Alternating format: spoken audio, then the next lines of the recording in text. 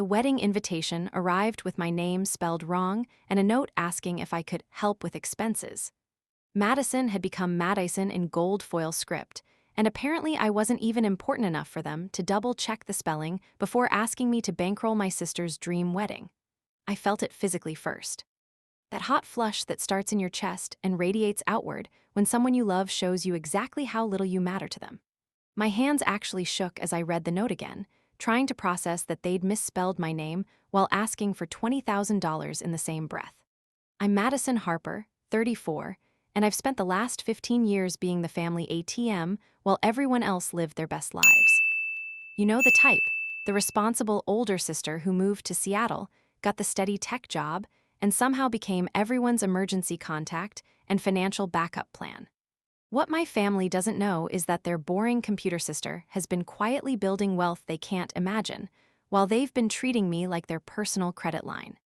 The note was handwritten on expensive stationery, probably costing more than my monthly coffee budget. Maddie, oops, Madison, can you help with wedding costs? We're thinking 15 to 20,000 would be perfect. You're so good with money, and we know you want Brianna's day to be special. Love, Mom. I stared at that note for a full 5 minutes, sitting in my Capitol Hill apartment with my morning coffee growing cold. $20,000, casually requested like I was an ATM that dispensed wedding funds instead of 20s. My phone buzzed with a text from Brianna. Oh my God, did you get the invite? Are you so excited? Also, Mom said you'd help with costs. You're the best sister ever. I screenshot that message. Not because I was planning anything dramatic yet, but because I'd learned to document everything when it came to my family's financial assumptions. I texted back congratulations and asked when the wedding was. October 15th, she replied. It was going to be perfect. Derek's family was paying for the venue and catering, but they needed help with flowers, photography, dress, rings. You know, the important stuff. The important stuff. Right. The stuff that turns a simple ceremony into a $25,000 production. I told her that was a lot of money. But you're doing so well, she replied. And it's my wedding. This is like the most important day of my life. Also, she added in a follow-up text, we already put deposits down at a few places and used your name as backup payment since you're so reliable. The florist and photographer both have your info on file now. Isn't that great? It shows how much we trust you. I stared at that message until the words blurred. They had used my name as backup payment, without asking, without even telling me until after the fact. My phone rang. It was a number I didn't recognize. Hi, is this Madison Harper? A cheerful voice asked. This is Bella from Enchanted Moments Photography. I just wanted to confirm your sister's wedding package details and go over the payment schedule for the remaining $4,000. I'm sorry, what? Your sister Brianna listed you as the financial guarantor for her October wedding. We have a signed contract with your name on it. The deposit was charged to the card on file, but we'll need the balance 2 weeks before the ceremony. I hung up without another word. And my phone rang again. This time it was Garden of Eden florists calling about Madison Harper's outstanding balance of $3,200 for the October 15th wedding arrangements. I hung up on them too, and there it was. The family logic that had governed my financial life for 15 years now escalated to identity theft. Madison's doing well, therefore Madison can pay for everything that matters to everyone else. And if Madison doesn't know about it yet, that's just a minor detail to work out later. I closed my phone and opened my laptop. Time for some math, but this wasn't just about creating a spreadsheet anymore. This was about documenting fraud. My hands were trembling as I typed. Actual trembling, like my body was finally catching up to what my brain had been trying to ignore for years. They hadn't just asked for money this time. They had used my identity, my credit, my name without permission. They had made me financially responsible for their choices without even the courtesy of a heads up. See, here's what Brianna and the rest of my family don't understand about me.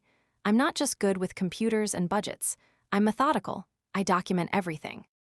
And I've been quietly tracking every family emergency, every temporary loan, every can you just cover this once for over a decade. But tonight felt different. Tonight, I wasn't just tracking their financial requests. I was documenting a pattern of financial abuse that had escalated to legal fraud. The spreadsheet I opened was depressingly comprehensive. Brianna's car down payment 4 years ago, $4,200. Dad's business opportunity loan that never materialized, $3,500. Mom's kitchen renovation contribution, $6,800. Brianna's dental work, $2,100. Family vacation group expenses, $5,400. Various emergencies, dinners, and bailouts, $8,750. Total amount given to family over 10 years, $30,750. Amount repaid, $0.00. But here's what they didn't know. While they'd been treating me like their family bank, I'd been quietly building real wealth. My Microsoft stock options from 5 years ago were worth $400,000 now. The Amazon and Tesla investments I'd made with my signing bonuses had grown to another $800,000. The duplex I'd bought and rented out had $200,000 in equity. My net worth was sitting at $2.3 million. Not fuck you money, but definitely I don't need to take this any more money. I called Brianna back. Hey, she answered immediately. So about the wedding costs? I need to think about it, I said. Silence. This was apparently not the response she'd expected. Think about it? Her voice got that tight quality it always had when things didn't go according to her plan. Madison, it's my wedding. What's there to think about? The fact that it's your wedding, not mine, I said. The fact that $20,000 is a significant amount of money. The fact that you've never paid me back for anything. Paid you back? She laughed, but it sounded forced. We're family, we don't keep score. I do, I said quietly. I have been for years. Another pause, longer this time. Are you serious right now? You're going to be weird about money for my wedding? I'm going to be realistic about money for your wedding. Whatever, she snapped. I'll ask Mom to talk to you. You're being ridiculous. She hung up. 2 hours later, Mom called. Madison, honey, she said in that careful voice she used when she was about to ask for something big. Brianna said you're having second thoughts about helping with the wedding. I'm having first thoughts, I corrected, about boundaries and financial responsibility. This is her special day, and my bank account, I interrupted. Mom, do you have any idea how much money I've given this family over the years? You've been generous, sweetheart, we're grateful. Grateful enough to start paying me back? Silence. The kind that answered everything. Madison, she said finally, you make good money. You don't have a family to support. Why are you being so calculating about this? Calculating. There was that word again. Like having boundaries about money made me some kind of cold, unfeeling robot. I'll call you back, I said, and hung up. That night, I made a decision. I was going home to Columbus for the weekend. There was a family dinner planned anyway, and I was going to have a conversation that was 15 years overdue. Saturday afternoon, I drove to my parents' house with my laptop and a printout of my spreadsheet. The house looked exactly the same as when I'd left for college. Modest colonial, well-maintained but not fancy. The kind of house where people understood the value of a dollar, or at least pretended to. I knocked and walked in. The smell hit me immediately. Mom's pot roast and the faint scent of Dad's weekend beer. Comfort food for what was about to be a very uncomfortable conversation. Madison, Brianna squealed from the couch, where she was surrounded by wedding magazines and fabric samples. I'm so glad you're here. Wait until you see my dress ideas. She hugged me like nothing had happened, like our phone conversation had been completely forgot. That was Brianna's superpower, the ability to reset reality whenever it didn't match her preferences. We need to talk, I said, setting my bag down. About the wedding, I have so many ideas. About money. The temperature in the room dropped about 10 degrees. Dad looked up from his newspaper. Mom emerged from the kitchen with a dish towel in her hands. Girls, Mom said in that warning voice, let's have a nice family dinner first. Actually, I said, pulling out my laptop, let's settle this family business first. I opened the screen and turned it toward them. The spreadsheet was color-coded, detailed, and impossible to ignore. This, I said, is every dollar I've given this family over the past 10 years. Every emergency, every favor, every time someone said, can you just help out this once? Brianna leaned forward to look, and I watched her face change as she read the numbers. The color drained from her cheeks like someone had pulled a plug. $30,000, I continued, my voice getting stronger with each word. Never repaid, never even acknowledged as loans, just gone. But I wasn't done. I clicked to the next tab. And this, I said, turning the screen so they could all see, is what I discovered today. Vendor contracts with my name on them, my credit being used without my permission. $7,200 in wedding deposits charged to accounts I never authorized. Dad's beer bottle hit the table so hard I thought it might shatter. What are you talking about?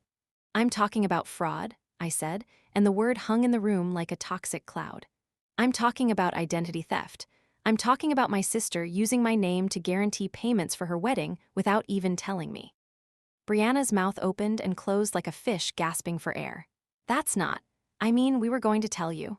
When? I demanded, and my voice cracked with 15 years of suppressed rage. When the bills came due, when the vendors called demanding payment, when my credit score tanked because you defaulted on contracts signed with my name, Mom had gone completely white. She was gripping the edge of the table like it was the only thing keeping her upright. "Brianna, you didn't. We just needed backup," Brianna exploded. "We knew Madison would help, she always helps. We just wanted to secure the vendors." "Without asking," I said. "Without telling me, without my permission." The silence that followed was deafening. I could hear the kitchen clock ticking, Dad's labored breathing, Mom's quiet sniffling. "Those weren't loans," Dad said carefully. "Those were family helping family." "One-way help," I corrected. "I help, you take, I pay, you spend. I save, you assume that means I can afford whatever you need next." Mom sat down heavily. "Madison, we never asked you to keep track, because you never intended to pay any of it back." The words hung in the air like smoke from a house fire. Brianna found her voice first. "This is so weird, Madison. We're family. Family doesn't charge each other interest and make spreadsheets." "You're right," I said. "Family also doesn't treat one person like an ATM for 15 years. You always said it was fine," she protested. "You never complained. Because every time I hesitated, someone reminded me how well I was doing, how I didn't have kids or a mortgage payment, how I should be grateful to be able to help." Dad tried to interrupt. "Honey, you are doing well." "Do you know how well?" I asked. They all looked at each other. Of course they didn't. They'd never asked about my career beyond computers, never visited my apartment, never shown interest in my life beyond what it could provide them. "My net worth is $2.3 million, I said quietly. The silence that followed was deafening. "2.3, Mom whispered. "Million dollars," I finished. "From stock options, investments, and actually understanding how money works." Brianna's face had gone white. "You're a millionaire? I'm someone who's been quietly building wealth while funding everyone else's financial irresponsibility." Dad put down his beer. "Jesus, Madison, why didn't you tell us?" "When?" I asked. "Between the requests for emergency money, between the lectures about being generous. When exactly was I supposed to mention that I'd been successful, while you were all assuming I was just successful enough to pay your bills?" The room stayed quiet for a long time. Finally, Brianna spoke. "So will you help with the wedding?" I almost laughed. Almost. "Did you hear anything I just said?" "I heard that you can definitely afford it," she said, like that settled everything. "I can afford a lot of things," I said. "That doesn't mean I'm obligated to pay for them. But it's my wedding, and it's my money." I stood up and closed the laptop. For the first time in my adult life, I felt completely, utterly clear about what needed to happen next. "Here's what's going to happen," I said, and my voice had a steadiness I'd never heard before. "I'm going to call every vendor tomorrow and remove my name from any contracts I didn't personally sign. I'm going to freeze my credit to prevent any future unauthorized use, and I'm implementing what I'm calling the Harper Family Finance Policy." "The what?" Dad asked weakly. I opened my laptop again and pulled up a document I'd been drafting while they sat in shocked silence. "These are my new boundaries, non-negotiable." I read from the screen. "Number 1, no loans, ever, for any reason. I don't care if it's $5 or 5,000. The answer is no. Number 2, no co-signing, no guaranteeing, no backup payment arrangements.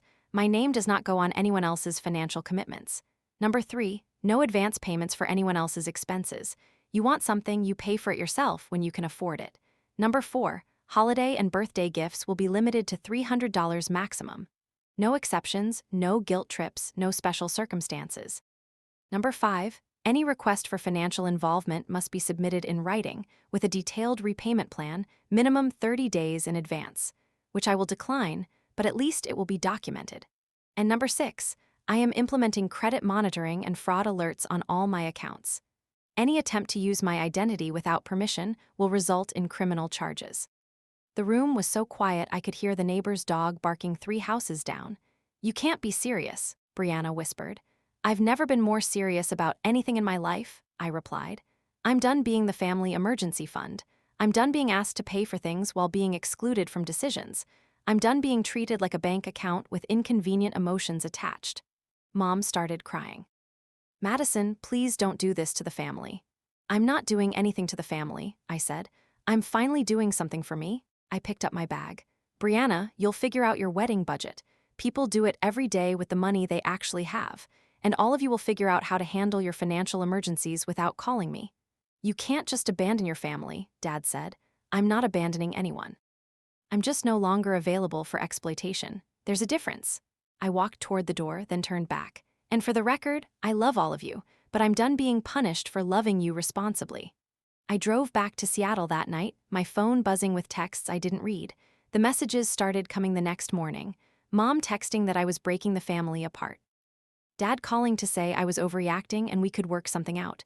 Brianna sending long paragraphs about how I was ruining the most important day of her life. I didn't respond to any of them. For the first time in 15 years, I let their crisis be their crisis. A week later, Mom called. Her voice was different, smaller. "We've been talking," she said, "about what you said, about the money. And you're right. We never thought about it from your perspective. We just assumed," she trailed off, "that I was happy to pay, that you didn't mind, that because you were doing well, it didn't matter to you." "It mattered," I said. "It always mattered. But every time I tried to set boundaries, someone made me feel selfish for even thinking about money." "I'm sorry," she said quietly. "We're all sorry, we didn't realize." "What about Brianna?" "She's figuring it out. Derek's parents are helping more than they originally planned. She's looking at smaller venues, less expensive flowers." Mom paused. "She's learning what a real budget looks like." 3 months later, Brianna called me directly, not to ask for money, just to talk. "I've been thinking about what you said," she began. "About the spreadsheet, about keeping track. And I never realized how much you'd given us. I never thought about it as real money, like it was just Madison helping out. It didn't feel like debt." "But it was debt," I said. "I know that now." Her voice was quiet. "I'm sorry, I'm really, really sorry, not just about the wedding money, but about all of it, about treating you like our family bank, about never saying thank you, about never paying you back." "Thank you," I said, "for saying that. I want to pay you back. I don't know how yet, but I want to try." "Brianna, no, I need to, maybe not all at once, but something, even if it takes years. You were always there for us and we took advantage of that. That's not okay." 6 months later, Brianna got married. A smaller ceremony, local venue, simple flowers. She looked beautiful, and according to Mom's careful updates, Derek's family helped with costs and they stayed within their actual budget. She sent me photos afterward, not asking for anything, just sharing. The first time in years she'd contacted me without a financial request attached. I liked the photos and commented that she looked happy. She replied that she was, and that she was sorry. We've been texting occasionally since then. Short conversations, no money talk. Last week, she asked about my work. Actually asked, not just assumed I was available to solve her problems. She started paying me back 2 months ago. $50 here, $100 there. Small amounts that probably don't impact her budget too much, but that shows she's trying. She sent a note with the first payment. "I know this doesn't fix everything, but I want you to know I remember what I owe you. And not just the money." Dad still doesn't quite understand why I overreacted, but he stopped asking me to fund his business ideas. Mom has learned to end our phone calls without mentioning anyone's financial emergencies. It's not the same relationship we had before. It's better. Because now it's based on actual choice, not financial obligation disguised as family love. And that $30,750 I'd tracked so carefully, I put it in an index fund. It's worth $38,000 now. Turns out money grows faster when you're not constantly giving it away to people who don't appreciate it. 6 months ago, I bought a house in Seattle. Nice place, good neighborhood, completely mine. I paid cash. The realtor was shocked when I said I didn't need financing. Cash offer, 30-day close. She kept asking if I was sure, if I understood how much money we were talking about. $460,000. I understood perfectly. It was less than half of what my family had assumed they could spend of my money over the years, but this time it was my choice. I didn't tell my family how much the house cost. They didn't ask. And for the first time in 15 years, that felt perfectly normal. The house has 3 bedrooms, which means I have space for an office and a guest room. The guest room sits empty most of the time, but it's there if I choose to invite someone. The key word being choose. No more unexpected visits, no more people showing up because they needed a place to crash, no more turning my living space into a family crisis center. I've been learning what it feels like to make decisions based purely on what I want. It's surprisingly difficult after decades of considering everyone else's needs first. Last month, I bought a piano. A real one, not a keyboard. I'd wanted to play again since college, but there was never room in my old apartment, never money after helping everyone else, never time between family emergencies. Now I play for an hour every evening. Badly at first, but getting better. The neighbors probably think I'm torturing Chopin, but I don't care. It's my house, my piano, my terrible practicing. For the first time in my adult life, I'm learning something purely for my own joy. The financial piece is almost disorienting. I used to check my bank account multiple times a day, watching for unexpected charges, monitoring for family emergencies that might drain my savings. Now my account just grows, predictably, month after month. I'm maxing out my retirement contributions, investing in index funds, even considering buying a second property as a rental investment. Money, it turns out, actually does grow when you stop giving it away to people who don't appreciate it. My dating life has improved too, which shouldn't surprise me but somehow does. When you're not constantly stressed about family financial drama, when you're not canceling dates because your sister needs emergency money, when you're not explaining why you can't go on vacation because you just paid for someone else's crisis, turns out you're more attractive to emotionally healthy people. I'm seeing someone now. David. He's a teacher, makes decent money but nothing spectacular. He pays for his own dinners, splits vacation costs, never asks me to cover anything beyond my share.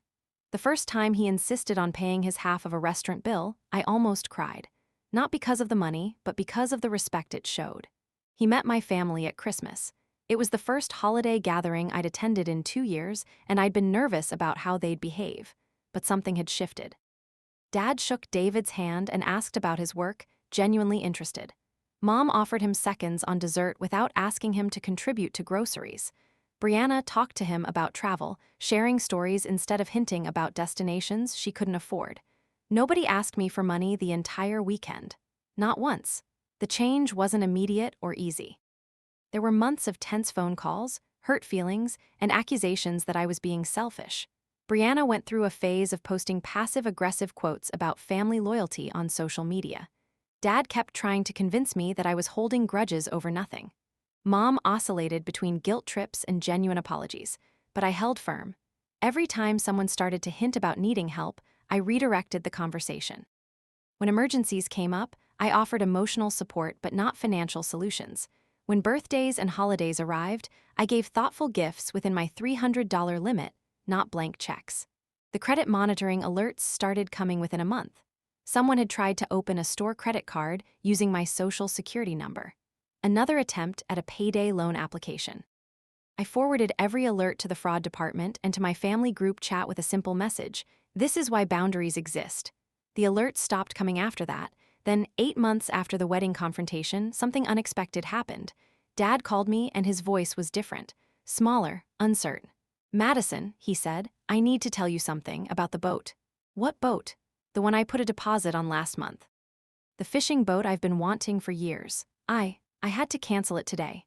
I waited for him to ask me to help him keep the deposit, to cover the cancellation fees, to make his dream possible like I always had before. Instead, he said, "I realized I couldn't actually afford it." "Not really. I was going to ask you to help with the payments like I always do, but then I remembered your policy. And I thought about what you said about taking responsibility for my own choices." The words hung between us for a long moment. "I'm proud of you, Dad," I said, and meant it. "It's hard," he admitted. "Learning to live within my actual means instead of my hoped-for means, but you were right. It was never fair to expect you to fund my dreams." 2 weeks later, Mom called with her own revelation. "I went to the dentist today," she said. "Finally, I've been putting it off for 2 years because of the cost, always hoping someone else would offer to help, but I realized that was just another way of avoiding responsibility." "How did it go?" "Expensive," she laughed, but it wasn't bitter. "Really expensive, but I set up a payment plan, my payment plan, for my teeth. It feels weird to handle my own problems, but also good. Like I'm an actual adult instead of someone waiting to be rescued." These weren't dramatic moments, just quiet admissions that the old way hadn't been working for anyone, including them. They were learning what I'd been trying to teach them for years, that being responsible for your own life feels better than being dependent on someone else's generosity. The hardest part was watching them struggle with problems I could easily solve. When Dad's car broke down and he was trying to figure out payment plans for the repair, every instinct screamed at me to just write a check. When Mom mentioned needing dental work, but putting it off because of the cost, I had to physically stop myself from offering to pay. But I knew that rescuing them wouldn't teach them anything except that Madison would always be there to clean up their financial messes. And I wasn't going to be that person anymore. Slowly, grudgingly, they learned to handle their own problems. The respect I'd been craving for 15 years started to emerge. They began asking about my life not because they needed something, but because they were actually curious. They remembered details about my work projects, asked follow-up questions about David, offered to help when I was moving into the new house. For Brianna's first anniversary, she and Derek invited me to dinner. Not for them to cook while I provided groceries, not for me to take them somewhere expensive. They had reservations at a mid-range restaurant and insisted on paying. Brianna had been promoted to assistant manager at the marketing firm where she'd started as a receptionist. Derek had gotten his real estate license. They were building something together. "I want to thank you," Brianna said over dessert, "for teaching me that I couldn't just keep taking." "You taught yourself," I replied. "I just stopped enabling it." "Same thing," she said. "I needed someone to love me enough to say no." That phrase stuck with me, love me enough to say no. For so many years, I'd thought that love meant saying yes, meant being available, meant sacrificing my own needs for everyone else's wants. But real love, sustainable love, requires boundaries. It requires teaching people how to treat you well. The wedding invitation had misspelled my name and asked for money in the same breath, but it also gave me something I hadn't expected. It gave me permission to finally say no, to finally choose myself, to finally stop being the family ATM and start being just Madison. Now, 18 months later, I'm planning a vacation to Italy. David and I have been learning conversational Italian together, mapping out museums and restaurants, getting excited about exploring somewhere neither of us has been. I can afford to travel wherever I want, stay in nice hotels, eat at good restaurants, all because I'm not funding anyone else's financial irresponsibility. My family knows about the trip. They're excited for me. They didn't ask if they could come along. They just wished me well and asked me to send photos. I was free. By saying no, by establishing boundaries, by refusing to be their financial safety net, I had forced them to become actual adults. And now they were better for it.